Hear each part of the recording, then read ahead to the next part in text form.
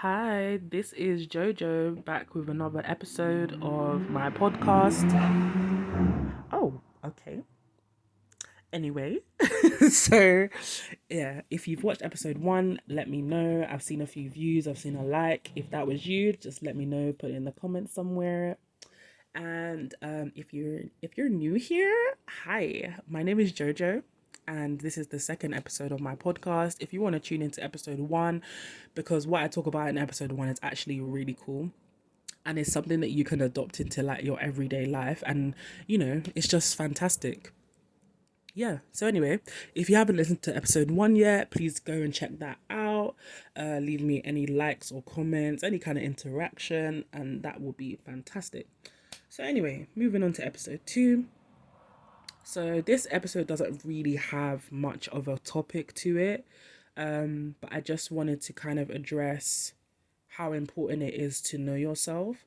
I think we all believe that we know ourselves to a certain degree, but knowing yourself is also knowing your boundaries and knowing how likely you are to change your persona or adapt your persona to certain environments. You have to know those sides of yourself as well. And I think something I've always wondered or questioned within myself is why why growing up I had such huge critical thinking in terms of like more on the negative side of things. I always wanted to know like why I was so critical of things and why I was so judgy about things. And I think, I can put that down to who I am as a person, of course, but I can also put that down to I just have high standards. Yep. I can also put that down to the influence that my parents or my friends or my peers had in my early stages of life. Yep. But I can also understand, that the reason why I had so much judgment to give was because I wasn't focused on myself. I was focused on everything outside of me. At that point in my life when I was young, I didn't really know what it meant to look inside of you. I didn't even know what it meant to have an internal monologue with yourself, Like, obviously, I was a thinker. I would always think, whether it be in feeling, in essence, or in literal words, like literal words would come to mind.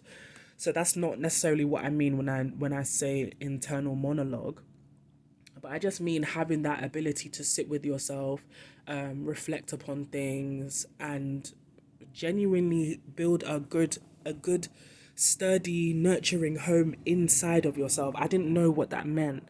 So growing up, everybody else was always the person I would point to as to why something was happening to me, or some kind of force outside of me doesn't want me to do well or something. I would always chalk it up to things like that because I considered myself to be quite bright, astute, brilliant in the mind.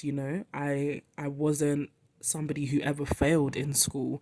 I was always someone who came in the top percentage of grades and stuff like that. So I never saw myself as the issue, and that was a very important stepping stone for me in terms of learning who I am and learning the aspects that I have within me. And judgment and being critical of others was definitely something I did quite a lot. And because of that, I never fully had we this is growing up, I never fully had the courage to actually step out of what I already knew, because well, this is before I actually began my not began my spiritual journey, but before I became conscious of my spiritual journey.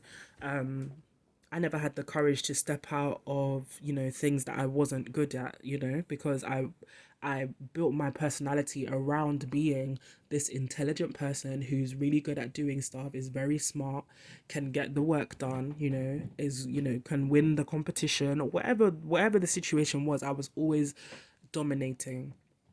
And so I never had the courage to do anything to step outside of that, that didn't make me feel like I was gonna win, you know, or that didn't give me the confirmation, even if it wasn't a huge confirmation to others. If it didn't give me the confirmation that I wasn't gonna come out on top or be the best at it, then I probably wouldn't do it. But yeah, so because of that, never had the courage to really step out, even when it came to talking to other people, stuff like that. It's crazy how deep that self concept went. And it's only, after I became conscious of my spiritual journey that I realized I was holding myself back from a lot of stuff. I was taking myself too seriously. I was taking my persona too seriously. Because I believed, we had to have something to I believe that we had to have some kind of ideas about ourselves that we had to hold on to fervently and say, no, this is me and this is how I'm always going to be and I will never change and this, that, and the third. So because of that, there was a lot of love that I couldn't see in my life. There was a lot of gratitude that I couldn't see in my life. I didn't really know what my purpose was because I wasn't pushing myself outside of the comfort zones of my persona.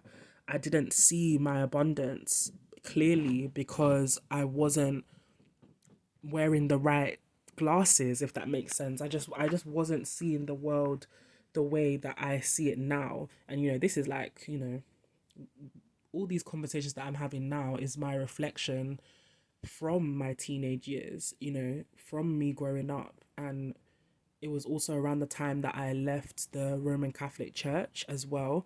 And then a few years after that, I left Christianity because it was at that when I came into my mid to late teens, that's when I left Christianity and I really started to ask myself, who am I? Like, what am I actually doing here? What is my purpose? And the funniest thing, the question of purpose is actually like a huge it used to be such a huge thing for me, and now I know what my purpose is, or I know what my main purpose is. I think we all have more than one purpose, but we have a purpose that is for ourselves and we have a purpose for others as well. But you know, I believe that our fundamental purpose is actually for ourselves. And, well, for some people, I believe my fundamental purpose is for myself. But I also have secondary and tertiary purposes that are for or include other people. So, yeah, back to what I was saying. Never knew what my purpose was growing up, never even had a clue. But it was always something that frustrated me because I didn't know what the answer was. And like I've already explained, I've built this whole persona of being this intelligent person who knows what to do, always gets things right. So this question always bugged me about purpose because I could never get the answer. I was always looking for the solution, but I could never find it. And the funniest thing is that I remember having this conversation with my partner at the time, and I think because I remember really being what's the word? I remember having a lot of admiration for him and respect for him because he was so in touch with that side of him. He was so in touch with his purpose. And it's before I even carry on saying that, just want to also say, isn't it so funny how purpose is something that I've questioned for about, I don't know, I want to say maybe like 5 years of my life. I've questioned and wondered and was frustrated and everything about this thing called purpose. What is it? Why don't I feel like I have one? What is my purpose for being here? What am I meant to do in this life? Because I was going through so many ups and downs of what I liked, what I didn't like, hobbies, activities that I wanted to partake in. One minute I'm super passionate about it, the next minute I'm like, I want to move on and do something else. I didn't know what my purpose was. I felt like people around me were who people around me knew what their purpose was. People around me was already making successful moves because they knew what their purpose was. They were very much aligned with that side of them, and I for years was like, what the hell is my purpose? Because there's nothing on this planet right now that is that has, that is in my life or has come to me that makes me feel like this is what I'm meant to do for the rest of my life. So what could it be? So anyway, going back to the story I was saying with my ex, I had said to him at some point, because me and him had been going out for about, I think at this point we'd been going out for about 5 months, 6 months or something.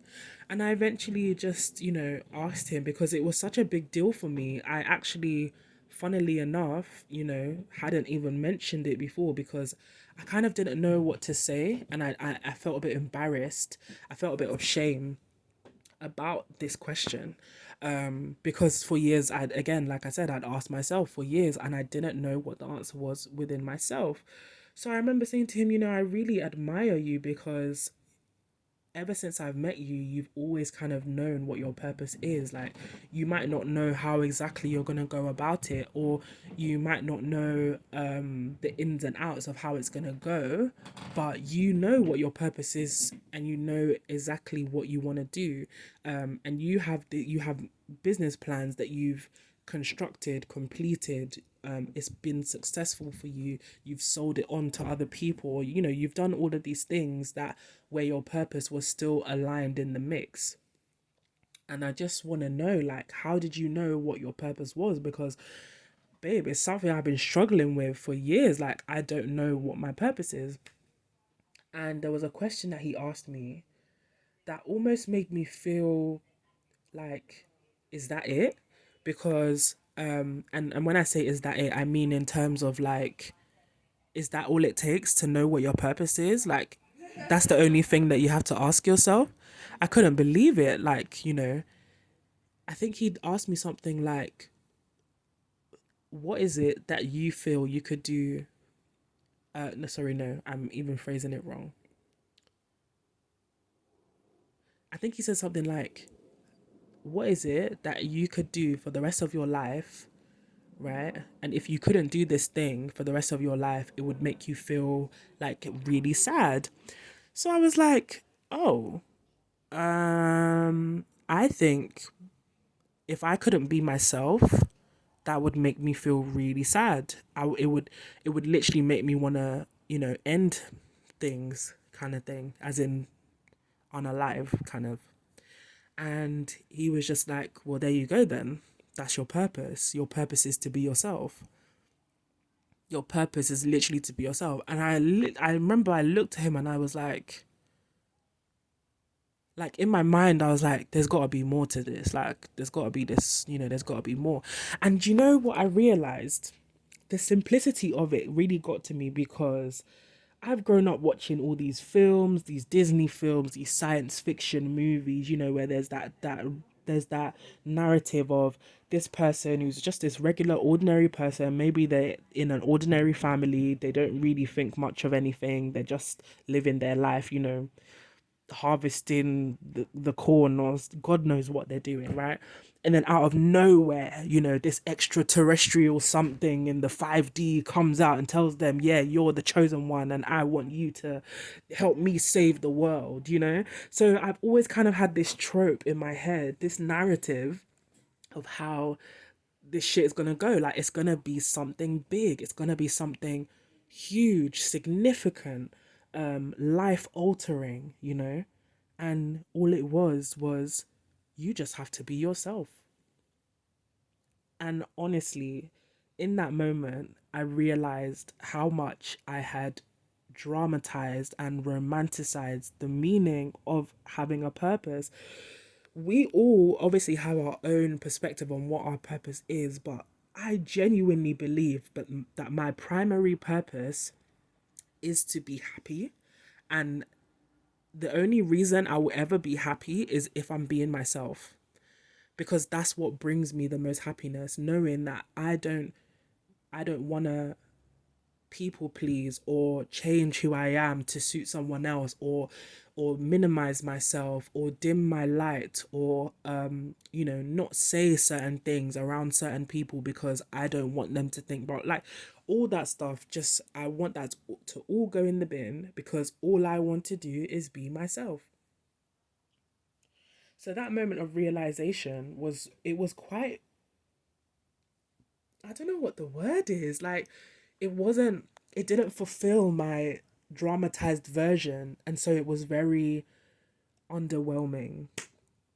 It was very underwhelming to know that, oh, is that all it is? And I said to myself in the moment, but I am being myself. I'm not being myself. Who else am I being if I'm not being myself? But like I said earlier, it's more than just expressing who you are.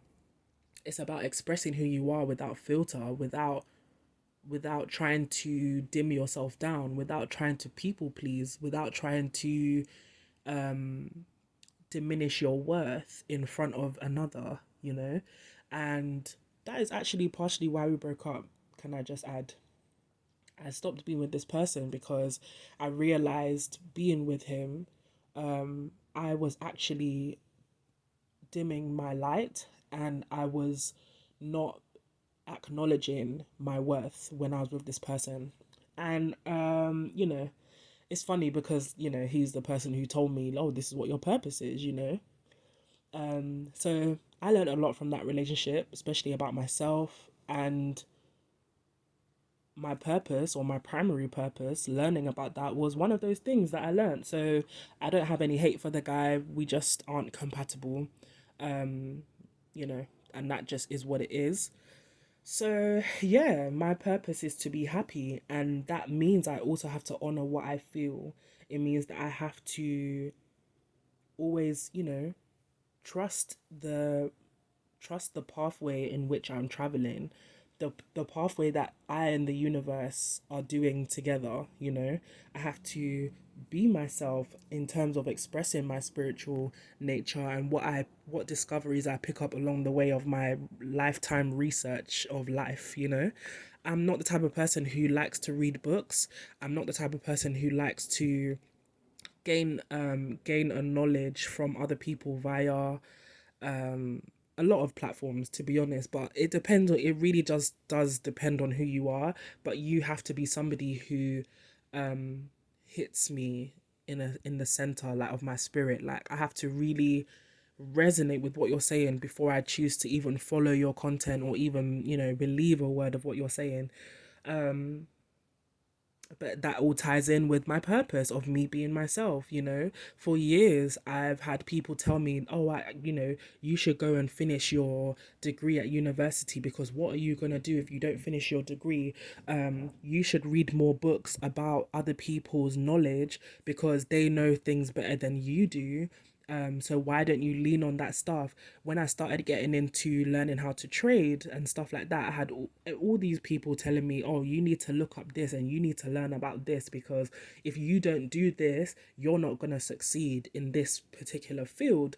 And like I said, I've always had this aversion towards a lot of people's books, because I believe knowledge is something that we are meant to receive in our own way. And it's not necessarily meant to be there for people to worship. It's just there for people to see the life work of others.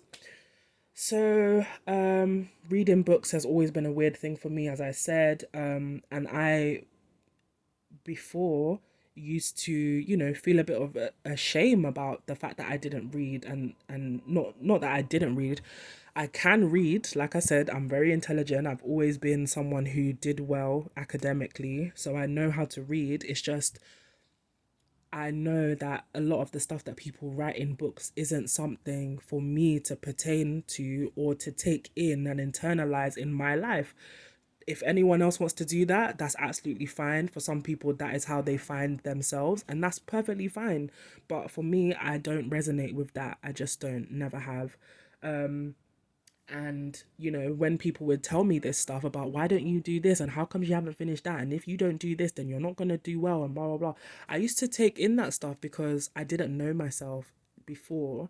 And I wasn't, and like I said, I was so stuck on this persona that I had built from a baby, from being a baby onwards, that I just felt like, oh no, people are right, maybe I should read more, maybe I should, um you know maybe I should look into other people's writing to see what the truth is, you know.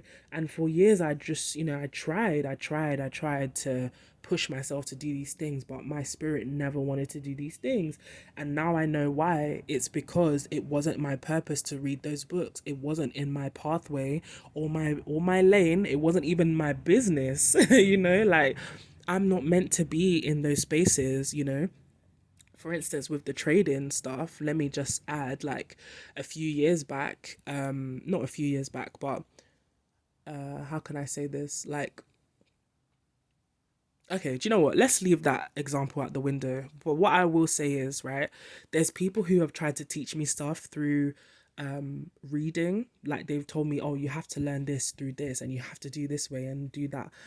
And I've not had to actually do any of those things. I tend to go into the experience and learn via like live learning, if that makes sense.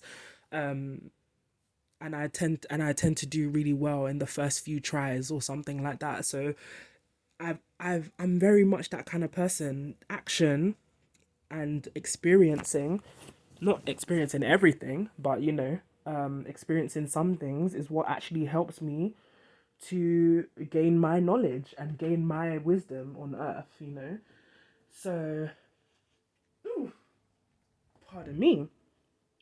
So yeah, I say all of that to say it's important to know what your purpose is, because then you can understand and understand why you're not aligned to certain things, why you're not aligned to certain people, why you're only aligned to certain people for a moment, why you're aligned to people, certain other people for a lifetime, you know, because everything has its purpose. And just have the courage to step out of whatever it is that, whatever picture it is that you've built for yourself, because honestly that picture is just a picture. And you know, pictures change, okay, pictures change, but at the end of the day, you know, the only person that can judge you is you. So even everything I say to you now, you know, if you want to take it in, you can take it in. If you don't want to, you don't have to, you know? That is what it means to have free will. And my free will wants me to be happy. So I'm just going to keep being myself and we'll leave it there. That is another episode and I'll catch y'all later.